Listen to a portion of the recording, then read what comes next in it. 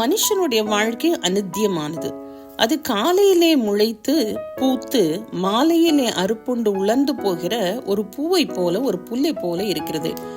எங்கள் ஆயுசு நாட்கள் 70 வருஷம், பலத்தின் மிகுதியால் 80 வருஷமாய் இருந்தாலும் அதன் மேன்மையானது வருத்தமும் சஞ்சலமுமே. அது சீக்கிரமாய் கடந்து போகிறது, நாங்களும் பறந்து போகிறோம்.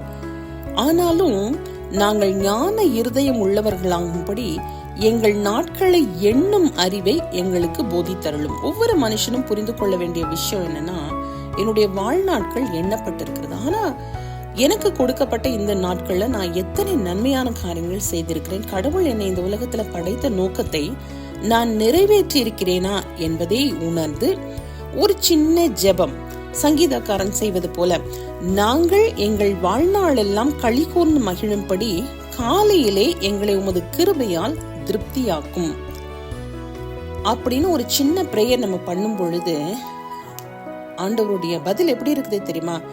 அவன் என்னிடத்தில் வாஞ்சியா இருக்கிறபடியால் அவனை விடுவிப்பேன், என் நாமத்தை அவன் அறிந்திருக்கிறபடியால் அவனை உயர்ந்த அடைக்கலத்திலே வைப்பேன், அவன் என்னை நோக்கி கூப்பிடுவான், நான் அவனுக்கு மறு உத்தரவு அருளி செய்வேன், ஆபத்தில் நானே அவனோடு இருந்து என்னை தப்புவித்து அவனை கனப்படுத்துவேன், நீடித்த நாட்களால் அவனை திருப்தியாக்கி என் ரட்சிப்பை அவனுக்கு காண்பிப்பேன், அவர்கள் முதிர் வயதிலும் கனி தந்து புஷ்டியும் பசுமையுமாய் இருப்பார்கள்.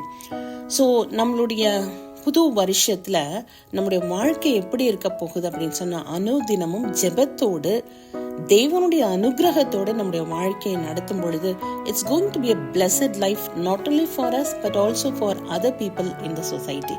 Let this new year be a very, very blessed year for all of you. God bless you.